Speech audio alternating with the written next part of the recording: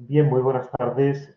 Comenzamos esta primera sesión del curso 21-22 del Seminario Permanente Comunicación y Sociedad, que pronto cumplirá prácticamente una década, iniciativa del Grupo de Investigación en Teoría y Tecnología de la Comunicación de la Universidad de Sevilla, que es el primer grupo investigador del sur de España y que ha cumplido recientemente 3 décadas de actividad investigadora, que impulsa una teoría social, la teopraxis del emplazamiento-desplazamiento.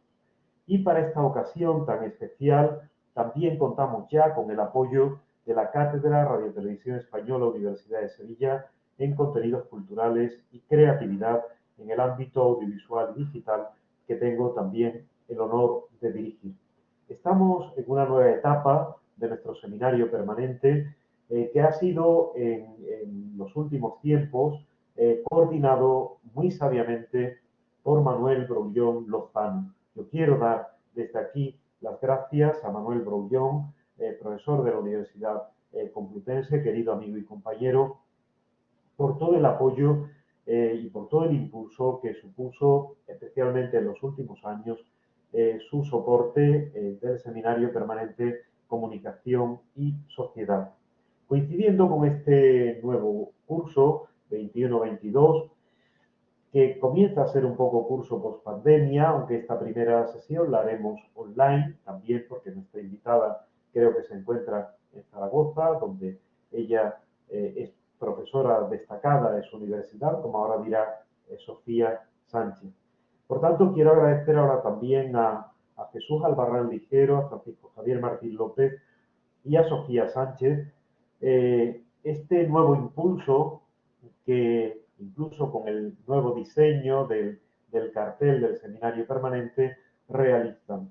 Y he de reconocer que no puedo imaginar mejor arranque, mejor comienzo que esta conferencia de una querida compañera que, a pesar de que quizás no hayamos coincidido, lo comentábamos antes personal y presencialmente, sí he tenido la suerte de leer y de nutrirme, eso se verá probablemente en mi próximo libro, El hilo de Ariadna, porque Carolina Meloni es una referente en ese ámbito tan especial, tan importante en nuestros días.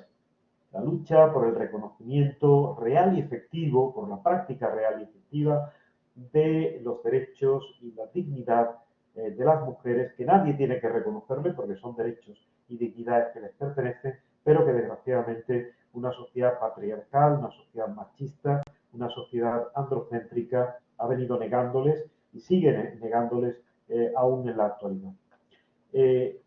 Yo solo quiero agradecer a Carolina no solo que esté con nosotros, sino que la riqueza, la sutileza de su pensamiento crítico esté al servicio de una lucha, vuelvo a decir, fundamental.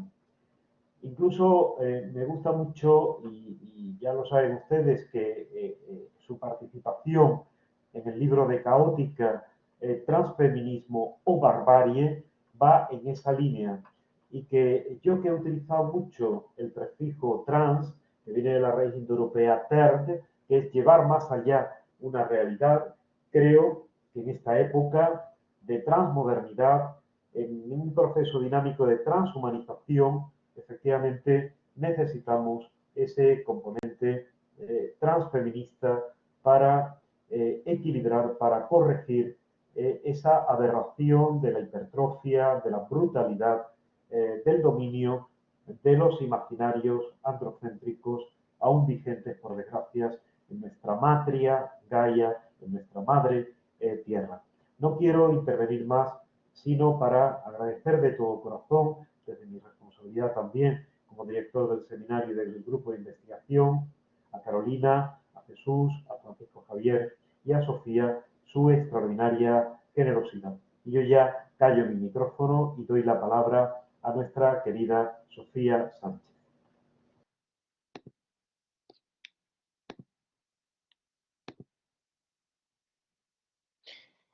Muy buenas tardes, muchísimas gracias, queridísimo Manuel Ángel, por la oportunidad de siempre colaborar y de, y de generar estos diálogos tan necesarios, estos espacios.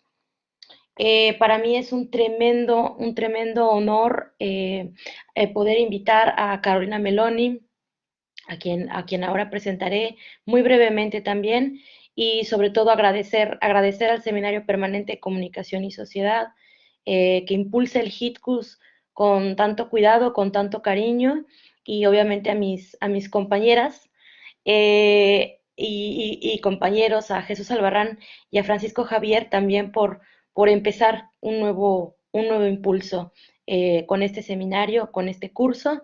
Y, y me gustaría compartirles, no sé si se ha podido cargar la presentación. Vamos a ver si tengo que volverlo a... Aquí está. Y para que lo puedan ver, es algo pues muy sencillo.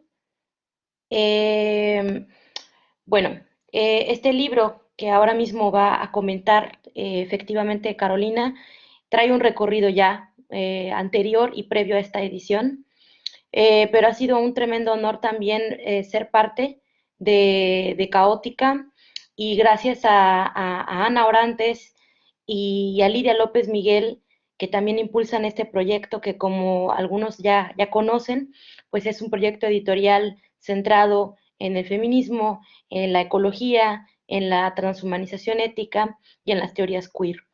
Esas son nuestras líneas editoriales, y paso rápidamente a presentar a Carolina. Carolina Meloni es una filósofa argentina. Sus líneas de investigación, como aquí lo podemos ver en esta biografía, son la filosofía política contemporánea, el pensamiento feminista, las doctrinas del género y la de colaborado con diversos artículos en revistas especializadas en filosofía, así como en seminarios, proyectos de investigación, cursos, congresos y másteres, tanto en España, Latinoamérica, como en Francia. Ha sido profesora invitada en la Université Blaise Pascal de Clermont-Ferrand y en la Universidad de Buenos Aires. Entre sus publicaciones se encuentran Las fronteras del feminismo, Teorías nómadas, mestizas y posmodernas, que si no me equivoco es digamos, edición, la primera edición de este texto, que después sale con anexos y con, digamos, un nuevo tratamiento en su edición actual, 2021. Bueno, si no es así, me corriges, Carolina. Repensando las ciudades del ocio, con Julio Díaz Galán, Abecedario Zombie, La noche del capitalismo viviente, con M. González de Oleaga, Isai, Transterradas, el exilio infantil y juvenil como lugar de memoria, y el más reciente también, bueno, en 2020, que es Sueño y Revolución, que ha publicado con Tinta Metales. Y como podrán ver, pues es un gran honor tenerla con nosotros esta tarde, y, y pues de alguna manera compartir también lo que lleva el libro, el recorrido que lleva Carolina también en esta, construyendo esta, como menciona en el prólogo Verónica Gago, que es este libro Casa, ¿no? Este libro Casa, en donde desfilan, ¿no? En sus partes, la parabólica, ¿no? El cyborg, como esta imagen que viene a destruir el esencialismo y el binarismo, ¿no? En lo que viene siendo el género. La mestiza de Ansaldúa, que también pues es otra de nuestros, para mí también especialmente otro de mis pilares dentro de este feminismo de fronteras, la idea también de la chicana, ¿no? Y todo lo que eso representa simbólicamente en la lucha y en esta nueva ruptura que viene con la conciencia feminista, el giro de la conciencia feminista, que creo que es uno de los, pues también de los pilares de este libro, y también la nómada o la visión nómada de Braidotti. Entonces, yo no me quiero extender más, creo que sería ya prudente cederle dichosa la palabra a Carolina, y agradecerte por hacer este libro casa que también de alguna manera la destruye, ¿no? aludiendo un poco a ese nomadismo y a esa idea de la frontera y de romper la frontera también y de romper lo establecido. Y te agradezco muchísimo como quizá como mujer, como investigadora, desde el sujeto político, ¿no? Evidentemente, y también como migrante, porque creo que en ese sentido, para mí este libro me ha resonado fuertísimo, ¿no? Y me representa mucho. Yo estaba pensando en simplemente como casi entregarlo como una carta en la que me siento profundamente identificada y representada en el aspecto político, pero también en el aspecto de la carne, ¿no? En el aspecto de esta experiencia, de esta desterritorialización y, y sin más agradecerte por esta resonancia que provoca los feminismos fronterizos, mestizas, abyectas y perras. Los dejo con Carolina Meloni, muy agradecida y sin más que agregar. El espacio es tuyo. Bueno, la agradecida soy yo. Muchísimas gracias, Sofía. Me has emocionado con tus palabras. Gracias de verdad a todas y todos y todes los que estáis hoy aquí presentes, especialmente, bueno, a todos los que componéis este seminario. Gracias, Manuel Ángel, también por las palabras. Y obviamente pues también a Jesús y a Francisco Javier, ¿no? por haberme invitado a compartir con vosotros este espacio para hablar precisamente de mis perras mestizas y abyectas que bueno, Sofía ya ha adelantado algunas cuestiones. Efectivamente, el contexto de este libro surge de una edición anterior. La verdad que ahora, eh, cuando estaba preparando un poco esta charla presentación, hacía como una especie, ¿no?, de rememoración de lo que fue el origen de este libro y cuál es el contexto actual que tenemos en el feminismo, ¿no? Y me parecía casi, bueno, pues como una especie de boomerang, ¿no? Cuando yo escribí este libro, en realidad este libro, que su origen, o sea, el libro base, diríamos, es Las fronteras del feminismo, que está publicado en 2012, todavía no había esa ola, esa cuarta ola, como se ha querido denominar, ¿no?, del feminismo, que yo ahí tengo mis serias dudas, ya podemos debatir. Eso es otra cosa también que quería decir. No soy muy amiga de las clases magistrales, así que me podéis interrumpir, preguntar cuando queráis. Creo que es mucho más interesante que hagamos de esto también un diálogo, ¿no?, y que podamos comentar juntos y juntas algunas cuestiones. Bueno, como os comentaba, cuando yo escribí Las fronteras del feminismo fue realmente una escritura absolutamente necesaria a nivel tanto vital como profesional, porque el libro tiene su origen en unas clases que yo impartía durante varios años. Creo que fueron un total de 4 años. Estuve impartiendo en la Complutense unas clases en un máster de pensamiento feminista y el módulo que me había tocado impartir era feminismo contemporáneo, pensamiento feminista contemporáneo.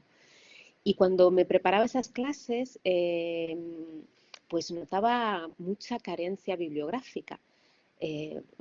Claro, casi toda la genealogía feminista que me encontraba académicamente para poder explicar a mis alumnas era de corte muy europeo y era un feminismo que partía fundamentalmente de un feminismo más de corte de la identidad, como sumo un feminismo de la diferencia, y también un feminismo, como os decía, con un carácter predominantemente europeo o norteamericano, ¿no?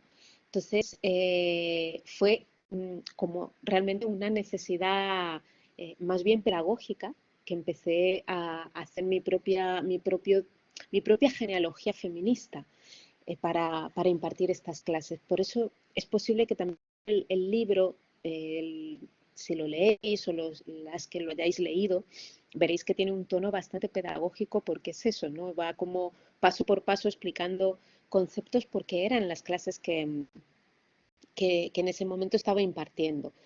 Recuerdo que le enseñé mis clases a Almudena Hernando, a quien le tengo muchísimo aprecio, la verdad, y Almudena se llevó las manos a la cabeza y me dijo, pero tú estás loca, dice, pero si lo que tienes aquí es un libro, ¿no?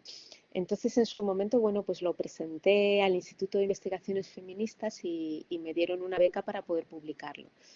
El libro pasó un poco desapercibido y bueno, llegó como esta cuarta ola que ahora me gustaría retomar y hablar con vosotros precisamente de eso, ¿no? Las sensaciones que tengo yo con este momento actual, ¿no?, del feminismo. Y Ana, de Caótica, a quien tengo que agradecerle muchísimo también bueno, su insistencia y su interés, me escribió un día diciéndome, bueno, que Las fronteras del feminismo era un libro que Caótica quería reeditar. Entonces, bueno, nos pusimos en marcha a trabajar en la reedición y es el libro que tenemos ahora, ¿no? Feminismos fronterizos. Es cierto que se han modificado algunas cosas, hay capítulos que están ampliados, se han añadido los anexos de artículos más recientes, se ha ampliado la bibliografía porque evidentemente pues han pasado casi 10 años de la publicación del anterior y los debates han cambiado y ha cambiado todo el panorama, ¿no? Pero como os decía, o sea, tenía un poco la sensación,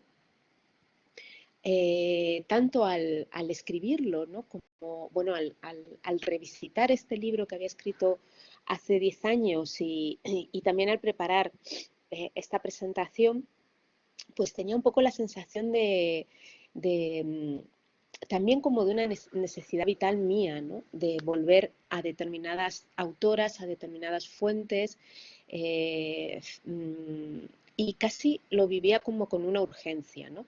Cuando Ana me planteó el hecho de la reedición, lo viví más pues como una urgencia mía, ¿no?, volver a revisitar determinados textos que creo que en el momento actual, Manuel Ángel ya ha señalado algunas cuestiones, pero creo que en el momento actual tan polarizado, ¿no?, que tenemos y tan absolutamente hostil a veces, ¿no?, es necesario retomar algunas maestras, ¿no?, que parece que se nos han olvidado, ¿no? Y antes de explicar un poco también el título, el porqué de estas mestizas, abyectas y perras, ¿no?, quería precisamente comentar esa cuestión, ¿no?, que después de haber escrito, que hayan pasado 10 años de esa primera publicación, después de quizás hasta un poco el subidón que tuvimos todas y todos, ¿no?, con esa primera manifestación del 8M en 2018, ¿no?, que fue, y de esa casi utopía que tocamos con las manos, ¿no?, con los dedos, de una cuarta ola del feminismo. Bueno, en mi caso no dejo de cuestionarme y de replantearme si realmente estamos atravesando por esa cuarta ola del feminismo, ¿no? Siempre me vuelve a la cabeza esa frase de María Galindo, con la que empieza esta nueva edición de Feminismos Fronterizos, que es: nos vienen robando hasta la palabra feminismo, ¿no? Y es una sensación como de, bueno, que de alguna manera se está intentando domesticar o se está intentando fagocitar, incluso absorber muchas de las luchas que creíamos inocentemente, yo creo, superadas, que como que ya habíamos pasado por determinados debates, ¿no? Y al menos mi sensación, ¿no?, cuando vi esa primera manifestación tan multitudinaria del 8M en Madrid, ¿no?, con gente tan joven, con todas las generaciones en la calle, ¿no?, asistiendo a ese gran movimiento feminista, pues se ha ido como un poco aplacando e incluso he ido sufriendo un proceso como de desilusión, porque realmente a veces siento que esa supuesta cuarta ola no ha hecho más que traer consigo una resaca de cuestiones que creíamos absolutamente superadas, ¿no? Y no deja de preocuparme eso. No, no digo que este libro venga a ocupar ningún tipo ni de respuesta bíblica ni de Mesías para, para precisamente dar un contexto a todo esto, ¿no? No, por el contrario. mi intención es, desde la extrema humildad también para mí, volver a releer, porque a mí me ha supuesto también volver a enfrentarme a textos que ya había revisitado, como os digo, en esas antiguas clases que daba a mis alumnas en la Complutense, y volver a leer determinados debates que se abren en el feminismo hace 40 años. O sea, porque el libro retoma los debates de, como ha señalado muy bien Sofía, de ese giro de la conciencia feminista que se da a finales de la década de los 70. En Estados Unidos, en Latinoamérica, en parte de autoras europeas, ¿no? Es decir, hace 40 años estaban ya muchas autoras haciendo una reflexión crítica, cuestionando esa casa de la diferencia que ha señalado Sofía, precisamente por ser una casa absolutamente excluyente de determinados cuerpos, de determinados deseos, de determinadas mujeres que no se identificaban con ciertos postulados de un feminismo que se había considerado, bueno, de corte absolutamente hegemónico e incluso cómplice, ¿no?, con dispositivos de poder. Entonces, realmente para mí todo el periodo que estamos viviendo ahora no deja de ser preocupante, a la vez que es un periodo sumamente rico, como lo ha señalado Manuel Ángel, ¿no?, sumamente rico de publicaciones, el hecho de que salgan editoriales como Caótica, en manos además de mujeres jóvenes y con una fuerza, ¿no?, disruptiva e intempestiva tan potente, el hecho de que se traduzcan otra vez nuevos textos, el hecho de que se generen debates como este que estamos teniendo hoy aquí, pues a mí no deja de llenarme gran satisfacción, ¿no? O el hecho de que, por ejemplo, bueno, después de casi 2 siglos, por fin las filósofas empecemos a ser reconocidas en los currículums académicos, ¿no? O que dentro de lo que son los grados académicos, pues ya tengamos casi de manera obligatoria asignaturas relacionadas con pensamiento feminista, ¿no? Cosa que yo, por ejemplo, no pude gozar. Cuando yo hice la carrera de filosofía, recuerdo que la única asignatura que existía era una asignatura optativa que la daba Celia Morós, de la cual aprendí mucho, pero era una asignatura fundamentalmente de filosofía feminista e ilustración, ¿no? Bueno, yo creo que todo eso desde luego, hace que sigamos en la lucha, que sigamos al pie del cañón y que sigamos con absoluta alegría y fiesta, como dice María Galindo, a la hora de defender el feminismo. No quiero, desde luego, dar un panorama pesimista en absoluto, pero sí indicar mi profunda preocupación, ¿no?, por determinados debates que se están poniendo encima de la mesa, ¿no?, por determinadas actitudes, por determinadas reacciones hostiles y por determinados, fundamentalmente, discursos de corte absolutamente negadores de la diferencia y de corte absolutamente biologicistas, ¿no?, que después del segundo sexo de Simone de Beauvoir, del cual surge todo el pensamiento feminista constructivista, que después de que una Simone de Beauvoir ya en la década de los 40 nos dijera que no nacemos mujer, pues actualmente muchas mujeres sigan agarrándose a esa ficción, a ese fetiche esencialista, como le llama Butler, ¿no?, que es el concepto de mujer, pues no deja de ser absolutamente preocupante. Quería empezar para explicar el título, como os decía, de Perras abyectas y mestiza, con un texto de María Galindo, feminista boliviana, a la cual yo aprecio mucho. Es un texto donde ella tiene otras definiciones, pero creo que nos sirve un poco para contextualizar cuáles son todas esas mujeres que, como ha señalado Sofía muy bien, de alguna manera rompen con ese oikos, con esa casa feminista en la cual no nos sentimos cómodas, ¿no?, y en la cual pues nos intentan encorsetar dentro de ciertos parámetros esencialistas y universalistas que al final terminan finalmente por definir ese concepto de mujer siempre, siempre desde las coordenadas de una mujer blanca, de corte europeo, desde luego, de clase media alta y la mayoría de las veces heterosexual, ¿no? Bueno, pues en su último libro, Feminismo Bastardo, nos dice María Galindo, leo este breve texto. Dice, somos aquello a lo que este modelo no le puede sacar ventaja. Somos una falla. Somos mujeres no mujeres. Somos mujeres antimujeres. Por eso para nosotras la lucha no es por un derecho. Por eso nuestra lucha puede convertirse en una cuestión de mundo y no de derechos. Por eso mismo nuestra lucha puede preguntarse directamente si hay desvíos por el sueño de sociedad en el que queremos vivir, porque para esta sociedad somos la falla, lo inservible, lo descartable, lo anormal. No les servimos, les incomodamos y por eso mismo podemos ser tan peligrosamente ajenas, tan peligrosamente indescifrables. Nuestra lucha, nuestras luchas son una cuestión de mundo y no de derechos dentro de este. Nuestra tarea es desencadenar esas reflexiones y para poder hacerlo nuestra tarea es buscar y encontrar un ángulo de diálogo e interpretación con la sociedad.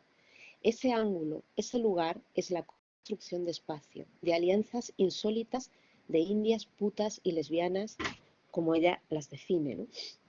Donde nuestra condición lésbica funcione como condimento inquietante de la condición de ser mujeres, donde nuestra condición lésbica juegue un papel político desestabilizador de la familia, de la sexualidad y de los fundamentos de cómo está constituida la división sexual del mundo.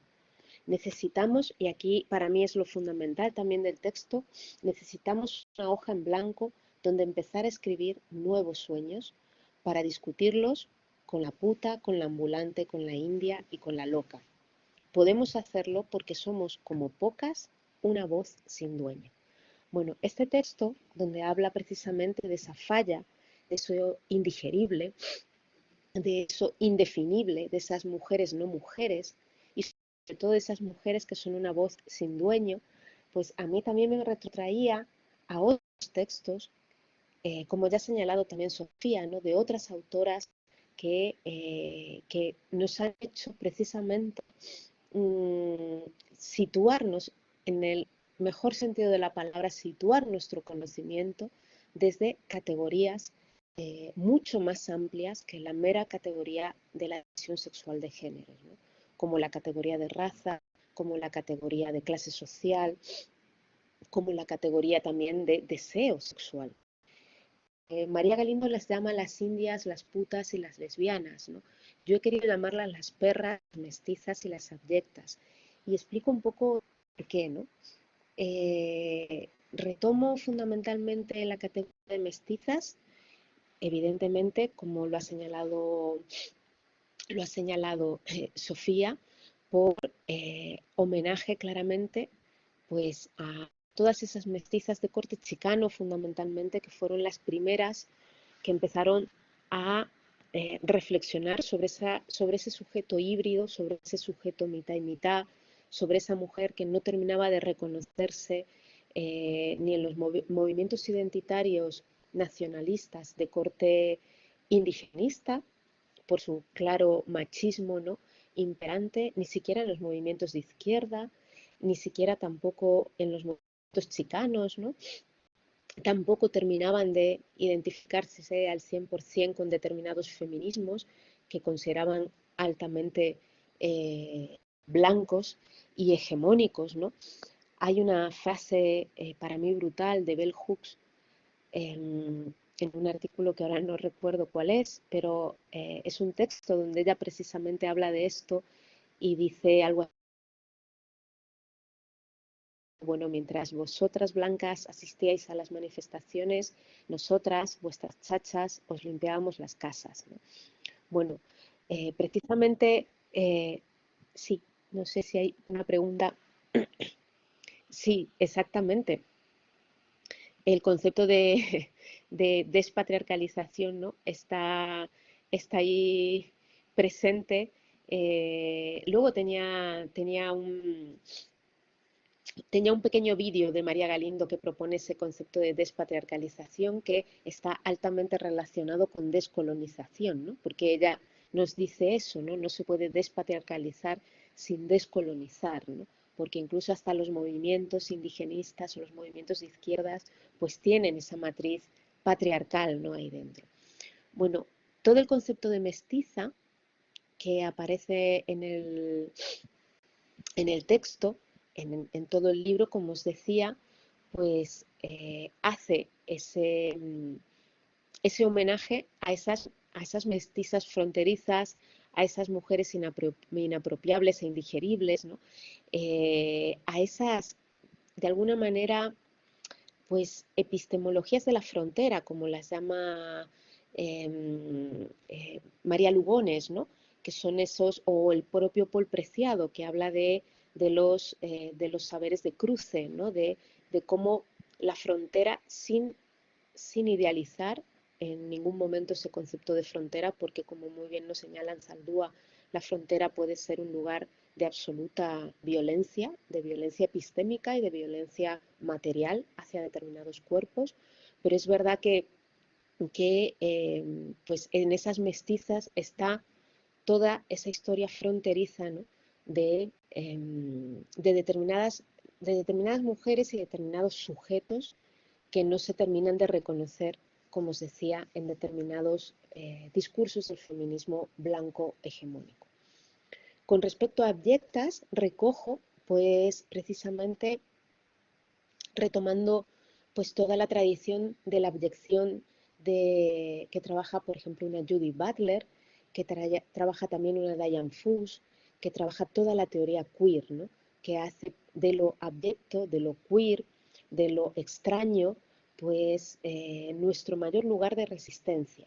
Y bueno, pues ese concepto de abyección del cuerpo, que como precisamente el cuerpo hegemónico, el cuerpo heterosexual necesita un otro para reconocerse, ¿no? Como nos va a señalar Judith Butler, y para generar identidad necesita fundamentalmente crear al abyecto, la abyección, ¿no? También hay mucha resonancia, obviamente no solo en mí, sino también en la propia Butler, en la propia Diane Foose, ¿no? de todo el concepto de lo anormal en Foucault, ¿no? De cómo todas esas sexualidades patológicas que surgen a partir del siglo XIX, ¿no? Cuando la sexualidad burguesa empieza a consolidarse, pues también está presente en ese concepto de abyectas. Y en la perra, ahí en el concepto de perra que aparece, o las perras que aparecen en el libro, pues se entrecruzan varias influencias. Fundamentalmente, bueno, vuelvo a las chicanas, vuelvo a Anzaldúa cuando nos dice que el lenguaje de la frontera es un ladrido, la frontera ladra, en esa doble dimensión de la frontera como espacio de violencia, pero también de resignificación, en esa doble dimensión de determinadas mujeres que habitan una doble lengua en todos los sentidos. También retomo de alguna manera los trabajos de Paco Vidarte en teoría queer, cuando nos habla de hacer una política perra en el sentido de retomar del perro y de la perra toda la connotación del cínico, como Diógenes, ¿no? Hay una frase maravillosa de Paco Vidarte que dice que, bueno, que somos como Diógenes absolutamente en bolas ante el imperio, ¿no? Que son, los perros son aquellos, los cínicos son aquellos que se atreven a plantar cara al imperio, ¿no? Riéndose de alguna manera de sus mediocres estrategias de seducción, ¿no? Y luego también en la perra hay una connotación de María Galindo otra vez, cuando María Galindo dice en una frase algo así como que el feminismo es una perra que muerde. Es una perra que muerde los privilegios, incluso los privilegios de determinadas mujeres, ¿no? Que han hecho de la lucha feminista una mera consecución o alcance de derechos, han reducido la lucha feminista por simplemente al acceso de determinados derechos o al concepto de igualdad, que se ha tornado ese concepto de igualdad casi en una moneda falsa, ¿no? Que pasa de mano en mano. Podemos ver ese concepto de igualdad hasta en instituciones como el Banco Santander, ¿no? Cómo se ha ido banalizando precisamente ese feminismo, ¿no? Y lo que nos dice Galindo es todo lo contrario, ¿no? Que realmente el feminismo debe ser esa perra que muerde los privilegios, incluso los nuestros propios, ¿no?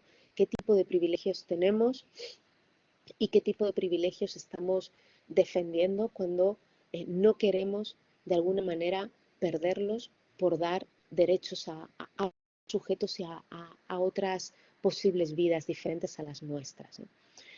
Por lo tanto, así como introducción al libro, pues yo lo vivo casi como una antigenealogía. Ha sido casi mi experiencia personal al escribirlo, cuando no encontraba asideros a los que agarrarme, ¿no? A la hora de preparar esas clases. Ha sido también pues mi experiencia al releerlo y al reeditarlo, al volver a trabajar determinados textos, ¿no? Y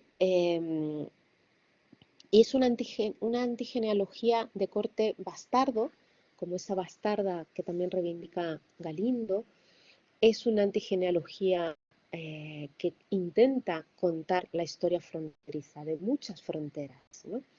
De las fronteras que delimitan, por ejemplo, la polis, el espacio de lo político, qué tipo de sujetos pueden formar parte de esa polis y cuáles no. Evidentemente son los bárbaros los que están fuera de la polis, ¿no?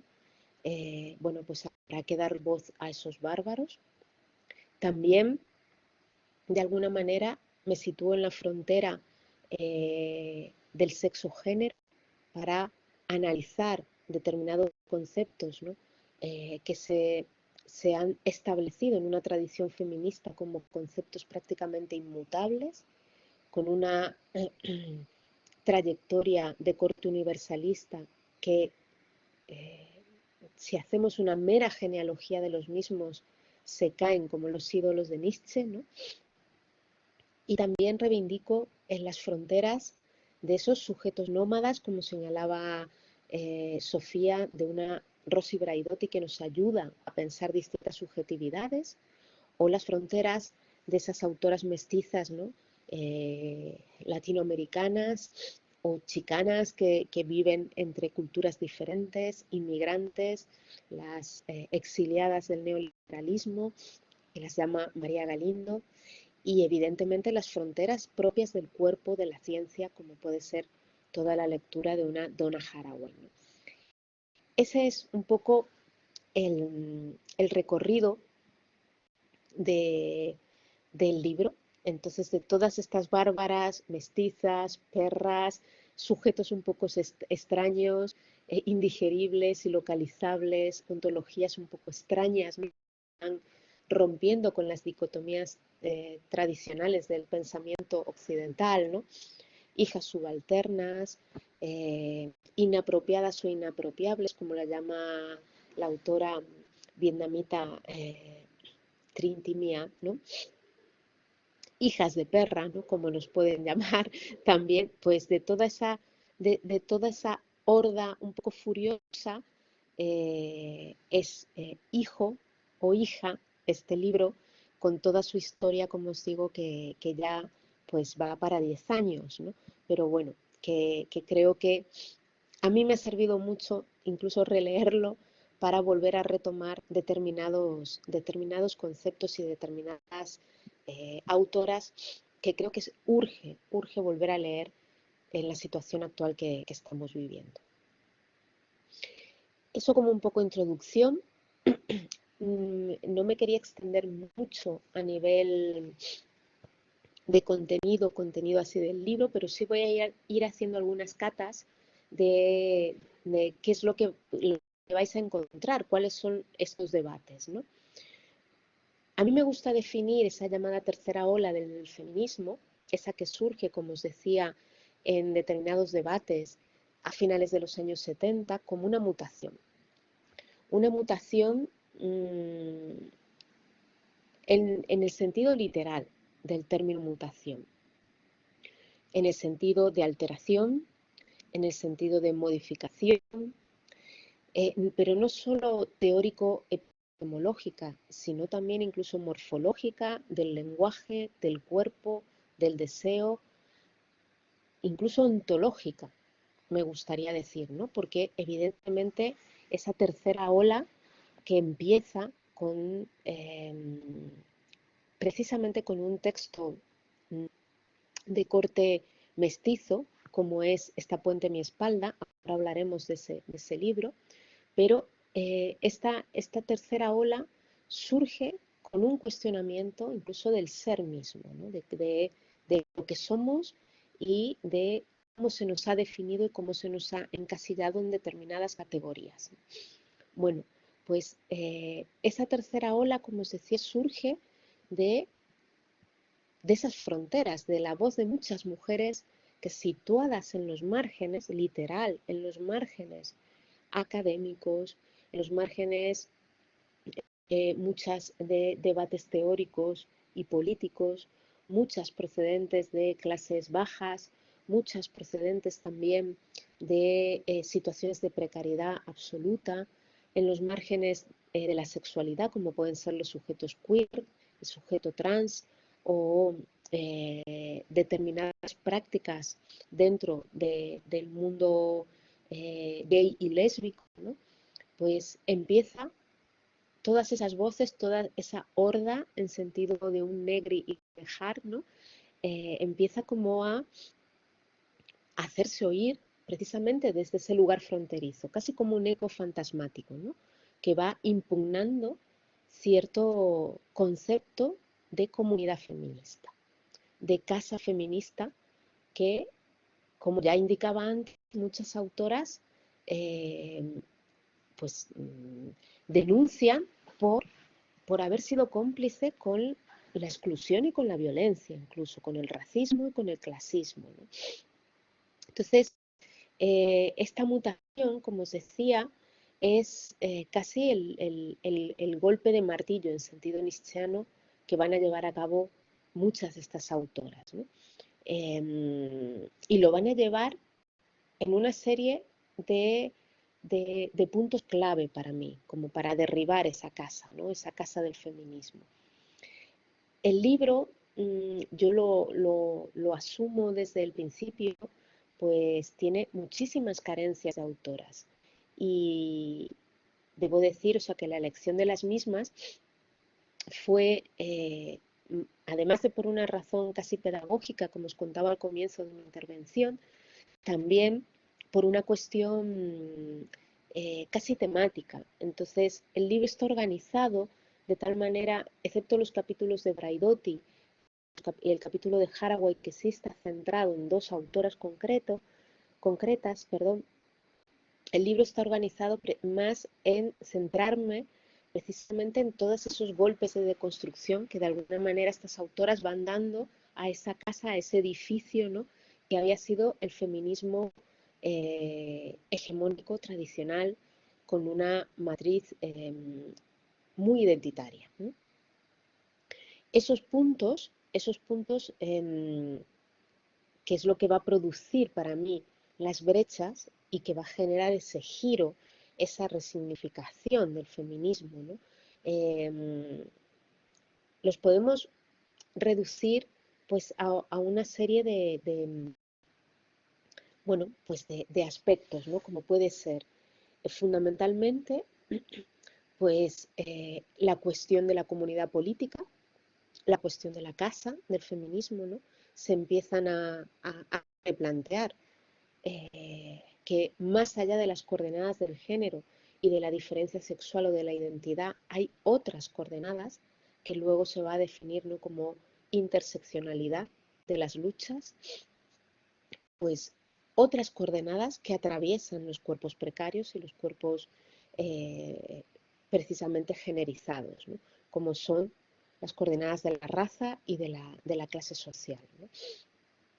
Otros puntos he ido como haciendo un breve esquema de los puntos precisamente que van a tratar estas autoras. son, por ejemplo, esperad un segundito que los tenía por aquí y se me han ido. A ver.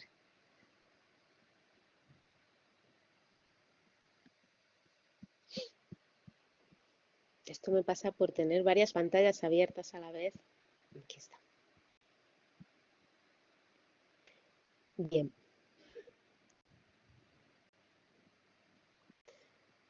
Bien, para mí también, además de la cuestión de la casa y de la comunidad, que se empieza a replantear otra forma de comunidad, mucho más híbrida, mucho más transversal, mucho más rica, si queréis, ¿no? A nivel de sujetos e identidades.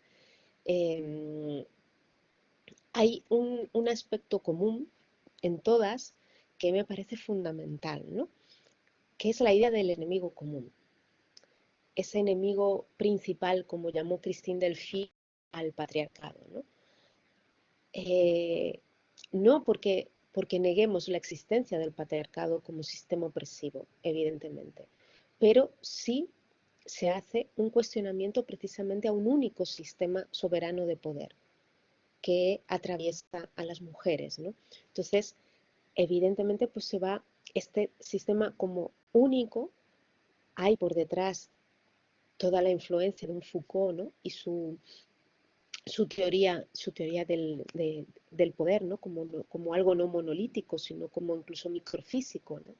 Bueno, pues toda esta idea del enemigo común como un único sistema soberano del poder que oprime los cuerpos de las mujeres, pues va a empezar a desplazarse y se va a empezar a hablar más de dispositivos de poder, ¿no? Y de discursos que incluso el propio feminismo puede llegar a ser cómplice de esos eh, de esos discursos de poder que excluyen a otros sujetos, ¿no? Entonces, la idea del enemigo común se desplaza. El segundo desplazamiento, que también es fundamental, es la idea de un sujeto del feminismo o del concepto de sujeto como tal, ¿no?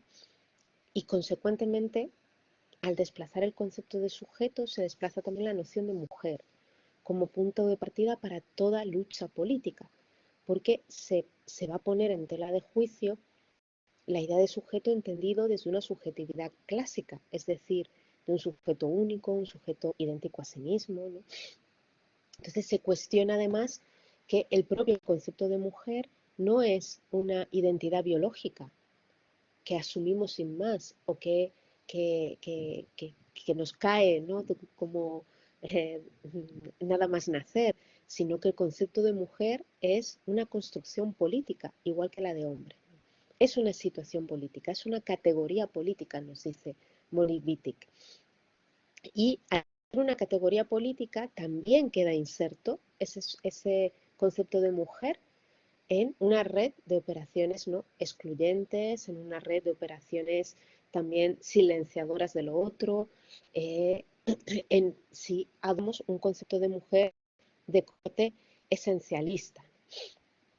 Bueno, de esta brecha identitaria surge esa tercera ola que llega hasta nosotras en la actualidad.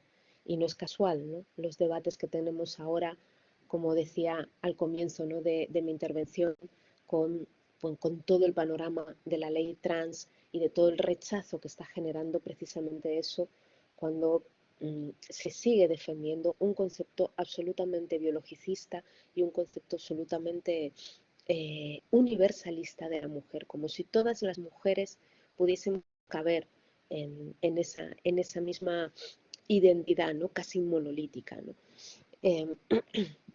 Entonces, los puntos, como os decía, de toda esta horda, ¿no? De la tercera ola, son, pues, desde la crítica interna, en sentido nietzscheano, una crítica genealógica, una crítica inmanente al propio feminismo, los análisis a los postulados y conceptos de cierto feminismo que operaban como dispositivos de poder excluyente, porque muchas de estas autoras no se sentían identificadas, incluso se sentían rechazadas por ese feminismo, Y actualmente estamos viviendo una situación muy, muy paralela, ¿no?, a esta de finales de los 70, principios de los 90, de los 80 y los 90 con el surgimiento de la teoría queer.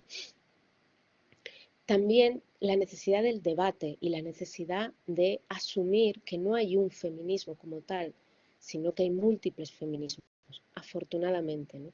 Y que el feminismo es una casa no tradicional de una familia monógama y heterosexual, diríamos, sino que precisamente el feminismo y la potencia de la lucha radica en su heterogeneidad.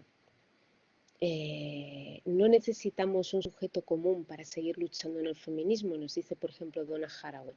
No necesitamos unidad para dar una ficción de coherencia. No necesitamos coherencia, porque precisamente la riqueza de este movimiento como movimiento de transformación social es tener la suficiente capacidad para aunar múltiples voces, cuerpos y deseos en esta lucha, ¿no?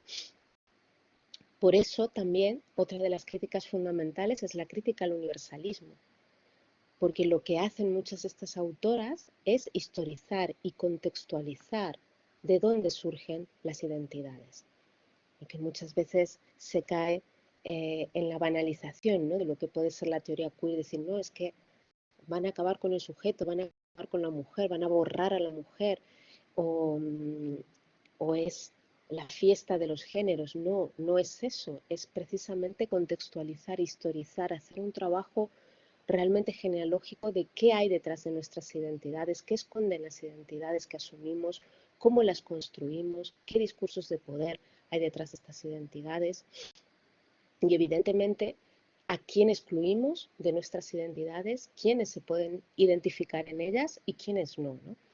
Entonces, esa ruptura de la unidad es fundamental y esa sensación de crisis que yo creo que actualmente la seguimos teniendo a pesar del gran boom del feminismo, pero en esa situación de crisis creo que radica la mayor potencialidad política de la tercera ola, ¿no?, del feminismo. Luego, para entrar más así como en materia, el libro también hace un recorrido por una serie de nuevos conceptos que aparecen a raíz de toda esta deconstrucción, si queréis, ¿no?, del feminismo, ¿no?, pues como es el sistema sexogénero, definido por una Judith Butler, por una Gail Rubin, ¿no?, como un sistema de normalización de los cuerpos, como un sistema de imposición, ¿no?, de unos roles dentro de lo que es el entramado inteligible, ¿no?, de las identidades, como un sistema de patologización también de identidades que no se identifican ahí en ese sistema sexogénero, como una matriz de inteligibilidad, como nos dice Judith Butler, ¿no?, que el sistema sexogénero funciona fundamentalmente para dar sentido a los cuerpos, para dar una ficción de coherencia, para hacernos creer que hay una matriz biológica en la cual se sustenta pues una traducción cultural de esa matriz biológica, pero en el fondo van unidos, ¿no?, lo biológico con lo cultural, incluso con el deseo sexual muchas veces, ¿no? Luego también hay toda una revisión del concepto identitario de mujer, como decíamos. Ahí son fundamentales los textos de Monique Wittig, ¿no?, cuando hace toda esa genealogía del concepto de mujer y también de hombre como no categorías biológicas, como ya indicaba antes, sino como categorías políticas, en los cuales los cuerpos adquieren un sentido. El concepto de mujer, además, como nos dice Wittig, es un concepto político, económico, ontológico, ¿no?, en el cual se da un pacto, ¿no? Para que una mujer llegue a ser mujer hay un pacto, un contrato sexual, diríamos, dentro de la heterosexualidad, en la cual la mujer cumple un rol social, político definido, ¿no?, y económico, evidentemente, que es el de hacerse cargo, ¿no?, de los cuidados sin tener precisamente un salario, ¿no?, o una remuneración, como luego analizará en mayor profundidad, por ejemplo, Silvia Federici, ¿no?, ese concepto de mujer. a raíz de todos estos conceptos que se van, como os digo, martillando con ese martillo nietzscheano, pues evidentemente cae también y se da una gran crítica a la heterosexualidad, ¿no? Como horizonte de sentido de los cuerpos. Y se empieza a leer esa heterosexualidad no como, como una opción deseante de determinados cuerpos, sino como un régimen político de opresión. Evidentemente un régimen político estrechamente relacionado con ese enemigo común que habíamos dicho que ya no era único, ¿no? Que es el patriarcado, pero es parte de ese discurso del patriarcado, pues el hecho de que un sexo determinado biológicamente al cual se le asigna un género, que es un discurso cultural, deberá tener pues un deseo sexual orientado al otro opuesto, ¿no? Y esa heterosexualidad aparece como horizonte de sentido de los cuerpos. Luego aparecen también la conceptualización, decíamos, de bueno, cómo se aparece ese feminismo interseccional, o que se lo ha denominado de múltiples maneras, como el feminismo decolonial, que aparece con la conceptualización de la raza y de la clase social, fundamental con la publicación, ¿no? A principios de los 90, perdón, de los 80, de la compilación de textos de autoras latinoamericanas, chicanas, inmigrantes residentes en Estados Unidos, que editan Gloria Anzaldúa y Cherry Moraga con el título de Esta puente mi espalda, ¿no? Y ese texto, Teresa de Lauretis, que a Teresa de Lauretis, como bien sabéis, le debemos la teorización académica del concepto de teoría queer, aunque lo queer es algo que nace en los márgenes de la academia, pero la teorización del concepto se lo debemos a Teresa de Lauretis, y la propia Teresa de Lauretis nos habla de Esta puente en mi espalda, de este libro compilatorio, como el punto de arranque de la tercera ola del feminismo, ¿no? Porque es por primera vez un grupo de mujeres de condición social más baja, muchas de ellas no pertenecientes a la academia, muchas de ellas inmigrantes, mestizas, racializadas, pues empiezan a cuestionar muchos de los aspectos de sus propios movimientos identitarios y obviamente también del feminismo, ¿no? Y ante todo esto también surge la necesidad, ¿no?, en muchas de estas autoras, de proponernos nuevas conceptualizaciones.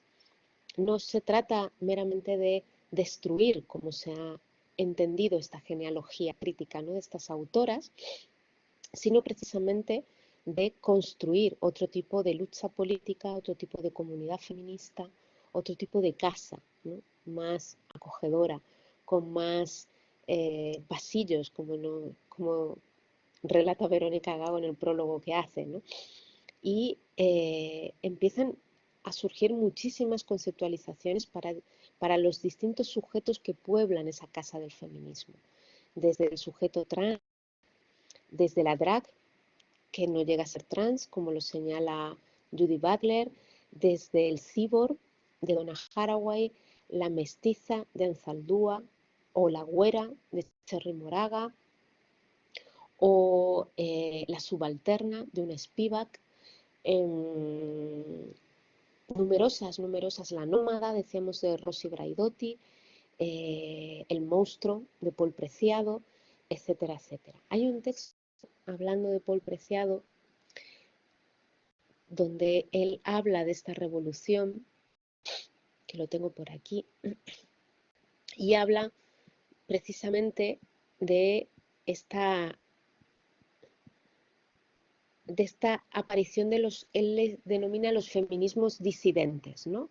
Y dice algo así, dice: estos feminismos disidentes se hacen visibles a partir de los años 80, cuando en sucesivas oleadas críticas los sujetos excluidos por el feminismo bien pensante comienzan a criticar los procesos de purificación y la represión de sus proyectos revolucionarios que han conducido hasta un feminismo gris, normativo y puritano, que ven las diferencias culturales, sexuales o políticas amenazas a su ideal heterosexual y eurocéntrico de mujer.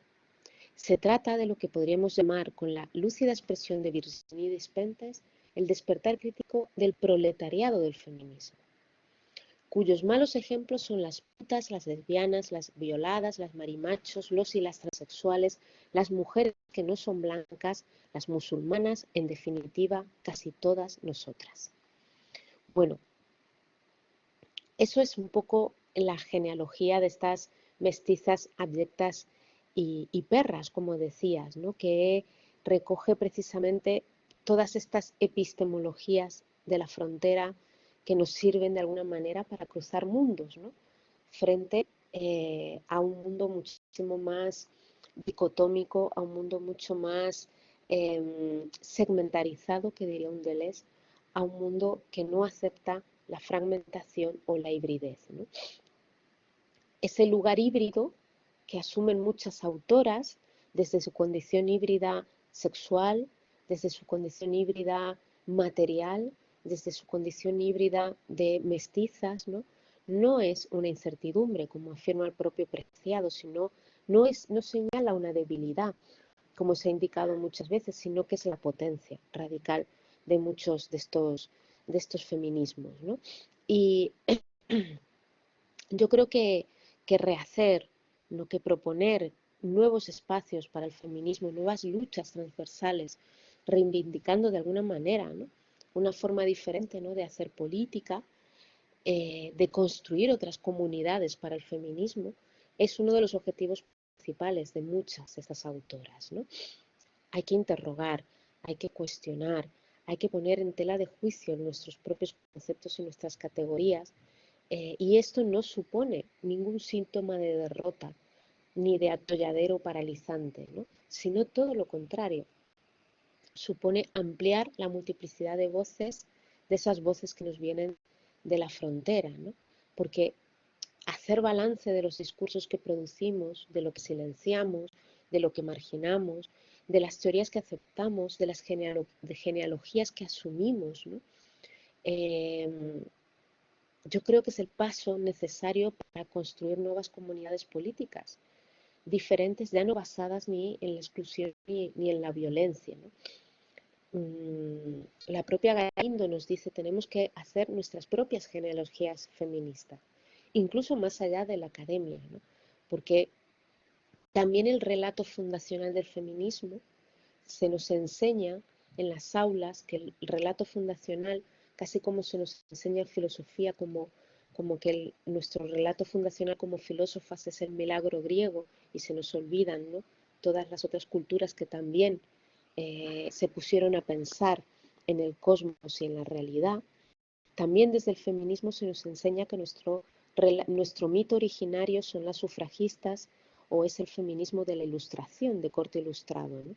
Y hay muchísimas genealogías que debemos recuperar,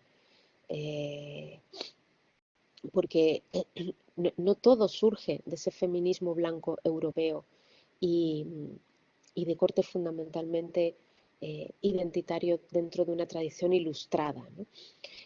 Hay un texto de Butler, no quiero saturar tampoco con tantos textos, pero precisamente sobre eso nos dice Butler, dice, el programa del feminismo no se puede asumir como una serie de premisas comunes y luego proceder a construir de una forma lógica un programa a partir de tales premisas. En cambio, este es un movimiento que se mueve hacia adelante, precisamente aplicando una cuestión crucial a sus premisas para aclarar lo que significan y para empezar a negociar las interpretaciones conflictivas, la irreprimible cacofonía democrática de su identidad. Como iniciativa democrática, el feminismo ha tenido que deshacerse de la suposición de que podemos estar todas de acuerdo sobre algunas cosas, o dicho de otra forma, ha asumido que cada uno de nuestros valores más preciados están siendo disputados y que continuarán siendo zonas políticas disputadas. Puede que esto suene como si estuviera diciendo que el feminismo nunca podrá construir desde algo que se perderá en la reflexión sobre sí mismo, que nunca se moverá más allá de este movimiento de autorreflexión hacia un compromiso activo con el mundo. Por el contrario, es precisamente el decurso del compromiso y de la práctica política que estas formas de disensión interna emergen. Yo añadiría categóricamente que precisamente la resistencia a resolver esta disensión y a convertirla en una unidad es que mantiene vivo el movimiento. Bueno, precisamente como señalaba, ¿no? De esta conciencia de la multiplicidad de voces que atraviesan el movimiento feminista, es de lo que surge, bueno, pues toda esta tradición, ¿no? De esa casa de la diferencia que ya se plantea de una forma absolutamente heterogénea y totalmente distinta a esa genealogía feminista que nos han inculcado, ¿no? desde las genealogías más clásicas, ¿no? Del feminismo. Había traído, bueno, ya son las 7 y 11, pues había traído, no me da tiempo profundizar en conceptos así como más los he señalado solo, ¿no? Pues había traído 3 vídeos, uno precisamente de Paul Preciado, donde habla del sistema sexogénero como una construcción biopolítica, uno de Judith Butler, donde explica lo que es la performatividad del género, uno maravilloso, pero que es un poco parodia, y ya que Judith Butler también reivindica la parodia del género, ¿no? Como una forma de resistencia política y de resignificación, ¿no? De determinadas subjetividades que hicieron las compañeras de leer el sexy, y es estupendo sobre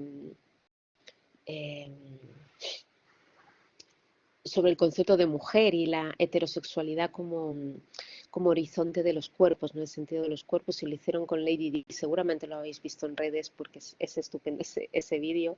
Pero si queréis, voy a finalizar con uno de María Galindo, ya que lo ha señalado Sofía, donde precisamente habla de cierta revolución fallida del feminismo y de la necesidad de buscar otros conceptos.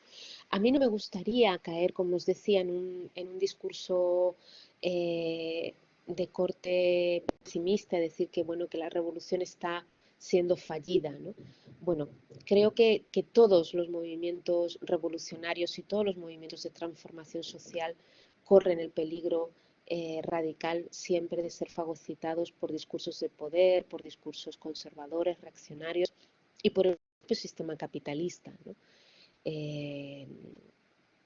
Podemos comprar camisetas feministas en Zara y comprar camisetas con la fotografía del Che Guevara también en grandes almacenes, ¿no?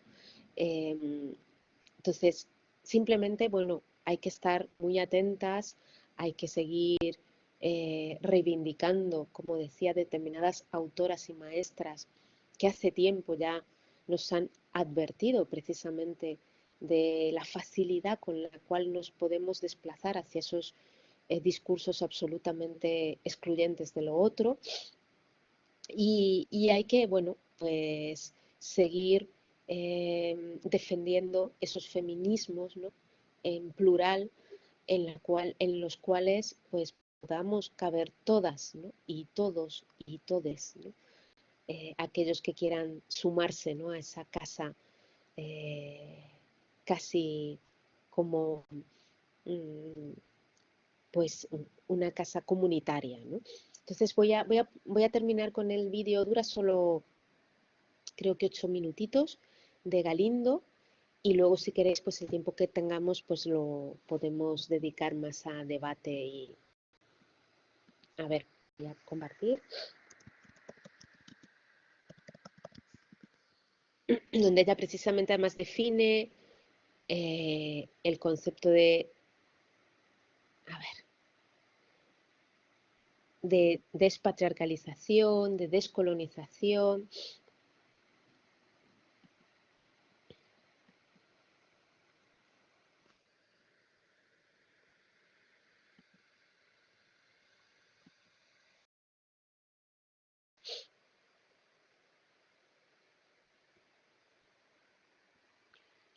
A ver.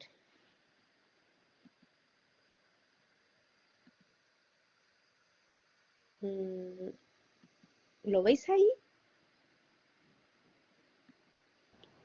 Sí, lo vemos. Eh, Manténlo en YouTube y actívalo. Y ponlo a pantalla Vale, completa tuya. vale, vale. Fenomenal. Ahí, ¿no? Perfecto. Sí, sí. A Actívalo. ver, lo voy a ampliar, así lo veis mejor. Quizás algunos lo habéis visto ya, pero bueno, lo pongo.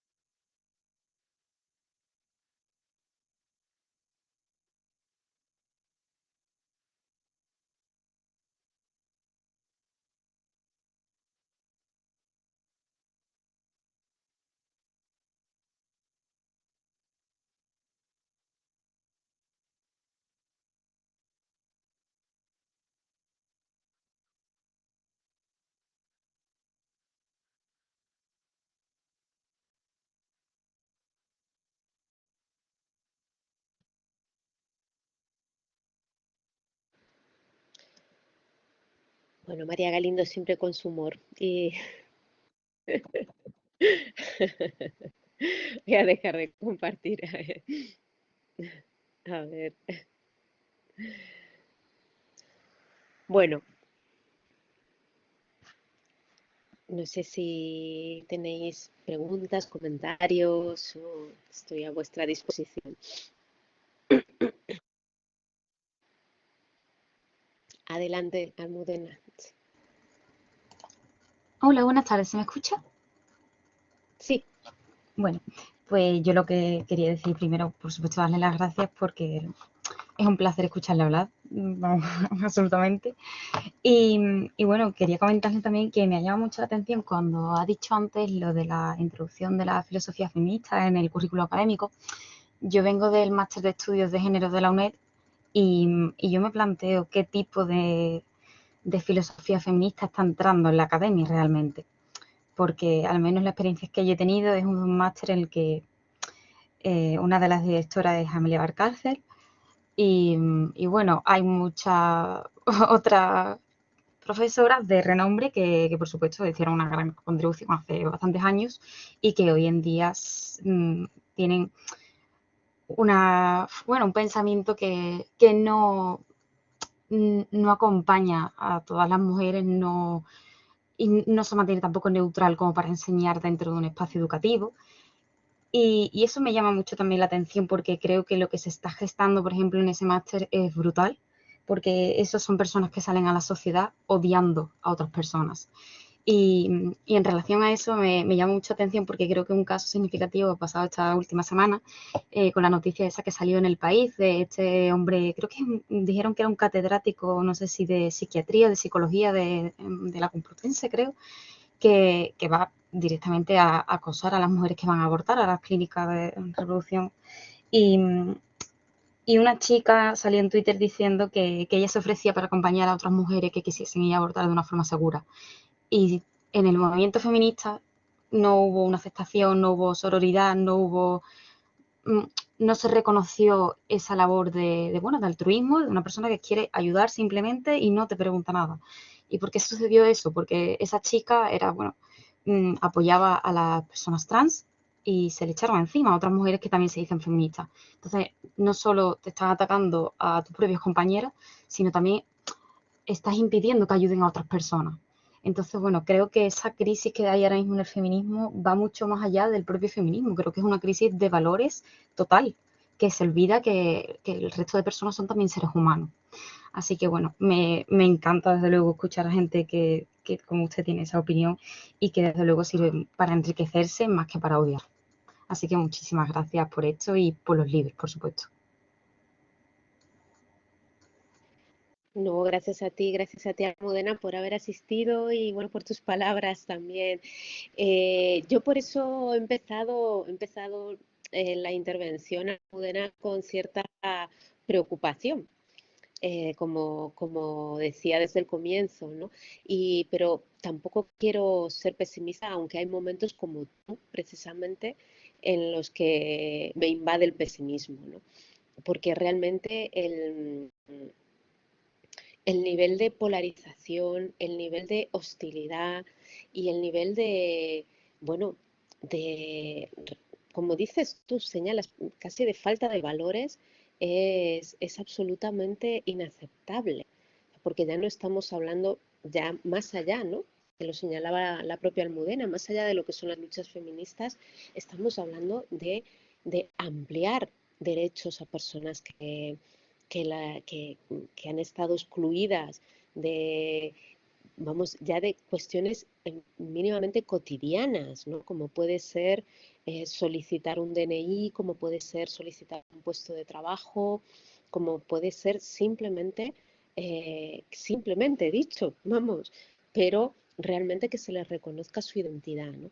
Y cualquier persona, o sea, cualquier persona que tenga un contacto mínimo con la realidad de las mujeres y hombres trans, pues, y por todos los procesos de psiquiatría, médicos, de patologización de su cuerpo, de vigilancia de lo que es todo el proceso de cambio, ¿no? de sexo, pues no debería estar en contra con simplemente ampliar derechos a aquellas personas que lo están solicitando, ¿no? Respecto a los contenidos también es cierto que doy la razón, porque es verdad que hay auténticos másteres actualmente de pensamiento feminista, pues que al final reproducen estos discursos, ¿no? Y estas exclusiones y estas violencias a un nivel extremo. Pero también hay grandes profesionales dentro de la academia, pues como este propio espacio, ¿no? En los cuales se reproducen otros discursos. Y yo creo que, bueno, que tenemos que hacer todo lo posible para propiciar estos encuentros y para trabajar todas y todos, ¿no? En realmente formar currículums de asignaturas, currículums académicos que, pues sí, como dice Sofía, ¿no? Para tender puentes y para construir nuevas genealogías del pensamiento feminista, ¿no?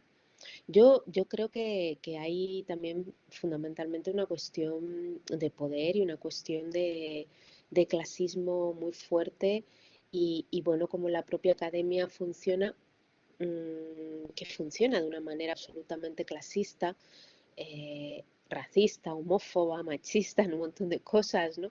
Y bueno, pues hasta ahora el feminismo ha estado en manos de, bueno, de grupos de poder que han sido, o de determinados discursos feministas que son los que han marcado un poco lo que es la línea de lo que se debe estudiar y de lo que no, ¿no? Y, y desde luego que, bueno, pues cualquier grupo de poder cuando ve de alguna manera, pues amenazado su poder, reacciona de forma tan hostil.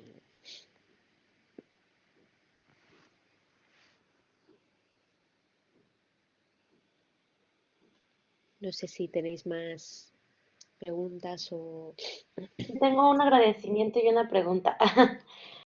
Bueno, Vale. antes que nada, gracias otra vez, Carolina.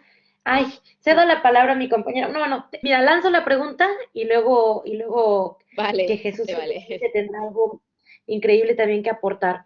Y bueno, yo hay dos cuestiones que me llamaron mucho la atención. Y igual no sé si nos da tiempo de verlas, pero yo las lanzo. Yo las lanzo Vale. y que queden ahí, ¿no? Por una parte, remarcar me parece que es una parte muy importante del libro, ¿no? Que tiene que ver con el paso, ¿no? De la razón y de la modernidad en Descartes, ¿no? Que lo menciona muy bien como nos atrapamos, digamos, en esa percepción, ¿no? En ese falogocentrismo también de pensamiento, un poco reflexionando al respecto, y no sé si estoy totalmente perdida, pero No, parece no, que no. el fracaso o el fin de la modernidad es el fin, ¿no? Del hombre como centro y medida de la razón, y que posiblemente el paso a la posmodernidad fue darnos cuenta de que ese era el problema, ¿no? Entonces, pareciera que en este momento de crisis, algunas de las respuestas que está ofreciendo el movimiento, un movimiento tan potente como lo está haciendo los feminismos, ¿no? O como se pretendía en algún punto que lo fueran, sería posible que ese nuevo sujeto político que denominamos, ¿no? Como mujer, esa nueva reflexión al respecto del sujeto político, pudiera ser un nuevo lugar desde donde pensar, o un nuevo lugar desde donde repensar a la humanidad, ¿no? En este momento, como si fuera un giro, ¿no? O sea, si fue la razón y fue el hombre como centro y luego...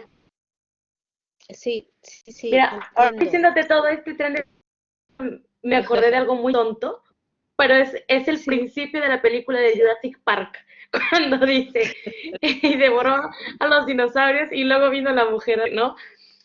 Pero así, muy someramente, y esto es producto de una conversación con un amigo filósofo que me gustaría mencionar, que tuvimos una charla bastante interesante respecto de crisis y esta especie de decepción, ¿no? O esta especie de sabor amargo de confrontación de los feminismos y de cosas que ya ni siquiera es feminismo, es ignorancia también, ¿no? Como mencionaba Almudena. Y y esa es como nada más una idea que tuve, ¿no? Y la otra sería ya más una pregunta, que es respecto a la idea de la figura nómada de Braidotti. La pregunta Sí, sería, ¿cómo ver a ese verdadero gran nómada que menciona que es el capitalismo, que se encarga de empaquetar, como dices tú, las sí. diferencias, con un nomadismo en donde se pueda esta forma múltiple de entender, ¿no? Que es un poco lo que, supongo que las propuestas que menciona Galindo serían algunas, pero tú, desde tu punto de vista, qué otras podrían ser esa manera de vencer a ese gran nómada que es el capitalismo? Y yo sé que lancé dos bombas de humo y agradezco como el Sí, tiempo, pero es que me apasionó y te las quería comentar. vale. Respecto a la primera, Sofía, pues evidentemente, a ver, yo creo que todo el feminismo, incluso el feminismo de la Ilustración, vamos a partir, antes he cuestionado el mito del origen, pero volvamos al mito del origen, ¿no?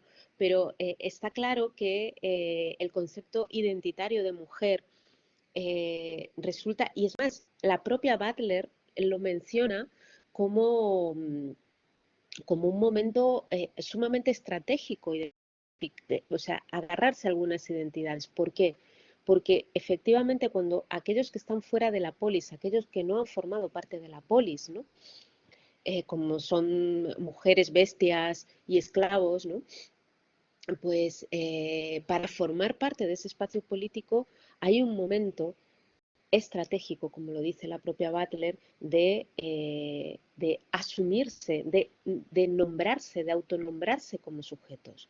De ahí toda la necesidad del feminismo ilustrado bueno, de apuntalar, diríamos, ese concepto de sujeto mujer, ¿no? Para poder realmente equipararse al sujeto hombre como sujeto que precisamente fue todo el eje de la modernidad, ¿no? Y del antropocentrismo, podríamos decir. Entonces es una estrategia necesaria. Ahora bien, claro, el hecho de simplemente reinvertir los términos no deja de ser una estrategia ya peligrosa, ¿no? Porque evidentemente, o sea, si invertimos los términos y ahora es el sujeto mujer a partir del cual eh, vamos a interpretar el mundo, depende cuál es esa definición de sujeto mujer al que nos vamos a agarrar, evidentemente, porque si es una mujer hegemónica, pues estamos estableciendo los mismos criterios de exclusión que tenía el propio sujeto hombre, ¿no? Al redefinirse. A mí me gusta mucho dos conceptos. Uno que es, por ejemplo, de Deleuze y de Guattari, cuando dicen que hay que apostar por un devenir mujer y un devenir niño, pero ellos hablan del devenir mujer en un sentido, como ellos dicen, molecular, no molar, es decir, una micromujer o un micro niño frente a un niño hegemónico, claro, a un niño hegemónico a una mujer hegemónica, ¿no? Y luego me gusta mucho también cuando Raquel Gutiérrez, la pensadora también mexicana, muy amiga de María Galindo, que habla de un horizonte comunitario en clave femenino. Pero no es un concepto hegemónico de esa feminidad, sino que es precisamente cómo lo femenino ha estado fuera de la polis, cómo lo femenino ha estado en los márgenes, en esas fronteras, y de alguna manera mi hijo está saliendo por la cámara, disculpa, pero tengo aquí entre el gato y el niño, bueno, son los problemas. No te preocupes. Es lo orgánico, es lo vivo. Él quiere salir, también él quiere salir. Bueno, hay un concepto, como te digo, muy potente de Raquel Gutiérrez, que son los horizontes comunitarios femeninos, ¿no? Para repensar un tipo de lucha que siempre ha estado fuera del Estado. porque ella dice, lo que hay que cuestionar es esas lógicas hegemónicas masculinas, no porque la identifiquemos con el sujeto hombre, sino porque han funcionado como discursos de poder, ¿no? A nivel, pues eso, el Estado, como nos va a decir Ana Galindo, funciona de manera patriarcal y da igual que ese Estado lo ocupe una mujer o un hombre si son sujetos hegemónicos. Hay que buscar esas micro mujeres y esas micro masculinidades que rompan precisamente con esos modelos hegemónicos que nos han impuesto tanto a hombres como mujeres. ¿Qué más da que en el Estado lo ocupe una Angela Merkel? Si sigue siendo una mujer altamente hegemónica, ¿no? Y de corte patriarcal. Y respecto a lo otro, al capitalismo, no siempre me olvido de quién es la frase, es de Zizek, ¿no? que dice que somos capaces de imaginar cualquier fin del mundo y cualquier apocalipsis de todo tipo, menos el fin del capitalismo, ¿no? Sí, desde luego el capitalismo es el mayor nómada que tenemos, ¿no? A mí lo más preocupante del sistema capitalista es precisamente esa capacidad de fagotización, ¿no? de todas las luchas. Y es lo que más me genera, bueno, pues absoluta inquietud, ¿no? Porque veo que no hay lucha que no termine siendo absorbida, digerida y encapsulada para vendernos, ¿no? En un escaparate por este sistema, ¿no? Da igual lo que reclamemos, inmediatamente entra en una lógica, ¿no? de consumo, de fetichismo de la mercancía y pierde toda capacidad, ¿no? de transformación social. ¿Cómo hacer frente a eso? Pues esa es la gran pregunta que nos hacemos casi todos, ¿no, Sofía? Pues realmente, bueno, como lo señalaba Galindo, igual hay maneras de luchar que ya están agotadas, como decía ella, ¿no? La huelga de hambre, la manifestación, pues habrá que buscar como sea otras herramientas, ¿no? Desde lo micro, como nos dice Rolnik, por ejemplo, no solo las grandes luchas, que siempre a lo que ha tendido la izquierda más tradicional, también hay que luchar en lo micro, en nuestros propios inconscientes colonizados por esos discursos hegemónicos, desde lo micro más micro, las formas de relaciones que establecemos, las formas de amar que tenemos, las formas de desear, y de ahí intentar saltar también transformaciones más macros, ¿no? Exacto, sí. Vale, efectivamente. Sí. Muchísimas Sí. gracias. No, hombre, agarraste todas mis ideas que iban por todos lados y me ayudaste también, no sé, a encontrar nuevas formas. A tu niño, corazón. Aquí está, por aquí están. Besitos. Jesús, por ahí, si quieres comentar algo. Bueno, sí, ya de hecho tenemos que estar un poco fuera porque tenemos ahora otra Sí. actividad nosotros, pero bueno, no quería despedirme sin darte la enhorabuena. Es un placer escucharte. Además, ese recorrido, esa panorámica que has hecho de la tercera ola a mí me ha apasionado personalmente. Y bueno, te quería, más que preguntas, quizá, bueno, sí, quizá una tiende más a la pregunta, ¿no? Y otra es más un pequeño comentario que me ha suscitado tus reflexiones. La primera es cómo, y eso es básicamente una percepción de esta reflexión del ser, ¿no? Que plantea la tercera ola como una deconstrucción política, ¿no? De lo que es el cuerpo de la mujer, ¿no? En este caso. ¿Cómo observamos como dispositivos de poder, esos dispositivos de poder que, digamos, que se fragmentan, ¿no? Del poder central hegemónico y monolítico, digamos que están culpando a esa crítica al universalismo, ¿no? De cierta atomización o individualismo incluso, ¿no? Es curioso que el sistema mismo, lo que tú decías, no se apropia de lo que es el discurso para darle la vuelta, ¿no? cuando es algo moral y éticamente irreprochable, y a estas alturas todavía tenemos que estar luchando sí. por esta serie Por de eso, derechos, sí. ¿no? Inviolables de los seres humanos. Entonces, ¿cómo, desde tu posición de profesora y especialista, ¿cómo ves estos dispositivos de poder? ¿Cómo se relacionan con la cultura de masas, digamos, para que personas que considero personas cultas, Sí, sí. cultas en el sentido hegemónico, muchas veces peyorativo de la palabra. Sí, O sea, yo sí, digo culto no como alguien ilustrado al que puedes ir claro. a rendir pleitesía, sino como alguien que realmente está dentro de los circuitos culturales que se consideran como algo ya, eso, monolítico, ¿no? Impostado incluso. ¿Cómo se relacionan estos dispositivos de poder afirmando que este universalismo es eso, es incluso un individualismo, ¿no? Es como, no, tenemos que estar todos juntos para luchar, que el enemigo es muy grande, ¿no? Hemos escuchado eso muchas veces a nivel político. Y muchas personas lo compran a nivel pragmático, ¿no? Dicen, claro, es evidente, tenemos que remar todos en la misma dirección, ¿no? Digamos. Sin embargo, yo creo que esa reflexión del ser es esencial a la hora de enfrentarse a una realidad sincera con nosotros mismos, con nuestros cuerpos y con nuestros deseos, ¿no? Entonces, quería preguntarte cómo ves tú esa relación entre estos dispositivos de poder, cómo se relacionan con los medios de comunicación y medios de comunicación de masas para que personas que yo considero que son... Claro, sí, claro. Bueno, yo creo que hay como un doble proceso, ¿no? Hay desde los clásicos, o sea, estudiados además y analizados por autores, por ejemplo, como un Althusser, que nos habla de los aparatos ideológicos del Estado, ¿no? Que son la escuela, los medios de comunicación,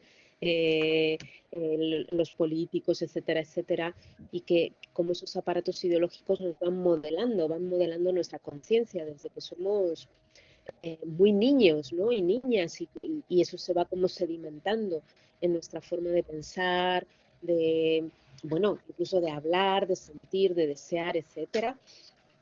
Y evidentemente, pues los medios de comunicación son un gran aparato ideológico, ¿no? No sé ya si del Estado, porque ya no sé si pertenecen más al Estado que a las grandes corporaciones, ¿no? O a ese capitalismo nómada que decía Sofía, pero ahora es bastante sencillo, creo, porque, o sea, todo el papel, ¿no? Sobre todo de las redes sociales, de los medios de comunicación, pues han entrado tan fácil, Jesús, en nuestras subjetividades, ¿no? O sea, el espacio de las redes sociales es un espacio de tal saturación de información, también de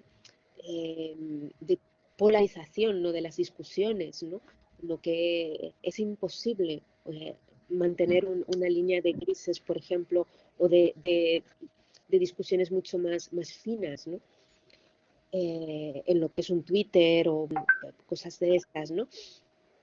Y luego también yo creo que hay una lectura muy buena como esta de Sully Ronnill, que es la psicoanalista, la tengo aquí por si no la conocéis.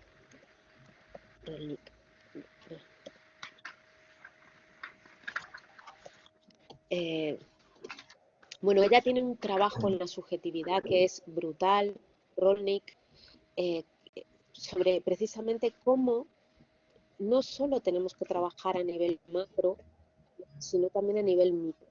Y todos tenemos los inconscientes colonizados por distintos discursos, por distintos dispositivos de poder, ¿no? Y nadie puede considerarse puro y decir, no, yo no caigo en estas cosas. Y es verdad que, por ejemplo, hasta la propia izquierda, movimientos izquierdas, pues como señala la propia Rolnik, pues han reproducido desde racismo interno hasta machismo, hasta esa idea que dices tú de vamos a remar todos en masa hacia los mismos objetivos, ¿no? Y entonces es eso, o sea, son una serie de capas desde discursos hegemónicos, micro, macro, ¿no? Que hacen que al final sea muy difícil muchas veces ser capaz de ver cuáles son nuestras propias colonizaciones, ¿no? Y nos pasa a todas, ¿no? Que muchas veces caes o te cuesta precisamente no caer en ellas, pero porque realmente es un entramado muy, muy complejo. Y luego el tema, es como te digo, a mí el tema de redes sociales es un tema que me inquieta muchísimo, más a raíz, ¿no?, del mundo pospandémico, que por ejemplo tenemos este encuentro y es una maravilla, pero es verdad que como las redes sociales nos han terminado aislando, polarizando, estamos súper conectados y a la vez no nos conectamos como comunidad, ¿no? Nos falta el tacto, ¿no?, el estar juntos y, y eso hace, ¿no?, que pensemos que realmente las discusiones sean esa lógica absolutamente del bien y del mal. Creo que va un poco por ahí, no sé si he terminado de responderte, pero bueno. No, sí, por supuesto que sí, por supuesto. Y nada, simplemente quería cerrar con, has dicho antes recuperar genealogías y recordaba, has puesto el ejemplo de la intelectualidad occidental griega, ¿no? Que parece que nuestra cultura comenzó con los griegos, ¿no? Y recordaba que de hecho ahora mismo estoy leyendo mucho de esa cultura neolítica, hiperolítica matriarcal, que muchas veces Claro, claro, que eran totalmente integradora, pacifista, sedentaria, y que después fue arrastrada por por los curvos, ¿no? Por los dorios, ¿no? En el 4300. claro. Y nadie recuerda, ¿no? Ese tipo de Nadie sociedades que recuerda. eran mucho más, eso digo, que estaban sedimentadas bajo una comunidad mucho más integradoras y abiertas también, ¿no? Y Claro, recordaba eso, sí, como has sí, dicho, ha abierto claro. la puerta de los griegos, digo, cierto es que todo el mundo tiene como el gran raciocinio, ¿no? Y Total, sí, como si la fuera, luz de Apolo, y ¿no? además es que De los griegos. se nos vende como el milagro griego, o sea, como si de repente, como una Totalmente. secta en la cabeza, los griegos empezaran a filosofar, ¿no?, sin ningún tipo de influencia, ¿no?, de lo que fueron las culturas orientales, de todo lo que iba Sí, confluyendo ahí, o ¿no? Sumeria, sin ir más lejos, ¿no? Sí, Que o estaban realmente Sumeria, influenciadas por estas comunidades que, ya te digo, que llegaban desde los Pirineos hasta el lago sí, Bacalia, no, creo que de Rusia. es tremendo, claro. Pero todo eso además surge precisamente, sería interesante hacer la genealogía, aunque ya lo hizo Nietzsche, ¿no? Pero cómo surge eso durante el siglo XIX, en pleno clasicismo, que es paralelamente, fijaos, ¿no?, como cuando Foucault empieza a estudiar cómo surge la propia sexualidad burguesa, ¿no? Entonces necesitábamos un milagro, un mito originario, ¿no?, que hiciera además de Europa, pues esa Europa civilizatoria. También paralelamente Europa se está construyendo como imperio ante todas las colonias, ¿no? Imperio ideológico. Pues muchísimas Sí, gracias, sí, de sí. verdad. Carolina, es un placer. Ha sido un placer Nosotras, tenerte aquí. no, ha sido un placer acompañaros y nada, cuando queráis por aquí Muchísimas estoy, así que un gracias. placer. Muchísimas gracias, Carolina, y gracias a los que se conectaron. Fuimos poquitos, pero una tribu dispuesta a Pero reflexionar potente, sí, sobre la diferencia, que creo que eso es lo sí, importante. Hubo sí, participación. Y nada, por mi totalmente. Gracias, parte, solo Carolina. agradecerte a los compañeros y a las compañeras del grupo de investigación, a Ángela Costa, que también ahí nos ha compartido también sus impresiones, su agradecimiento, también miembro del grupo de investigación. Y por mi parte, si algo más quieren comentar, tú, Carolina, si algo más quieres comentar, una despedida, y dejamos también, en cuanto tú cierres, dejamos de grabar. No, no nos vamos, simplemente, bueno, agradeceros a todas, a todos los que habéis participado, ha sido realmente un placer y nada, creo que no me voy a extender mucho más porque mi niño me reclama con la cena, así que vuelvo, vuelvo a las tareas del A las sujeto labores. femenino. Efectivamente, mientras lo descomponemos y lo autorreflexionamos, Y lo lo- meta-reflexionamos. Sí, sí, Efectivamente. Bueno, total. dejo de grabar. Nada, Un momentito. un placer y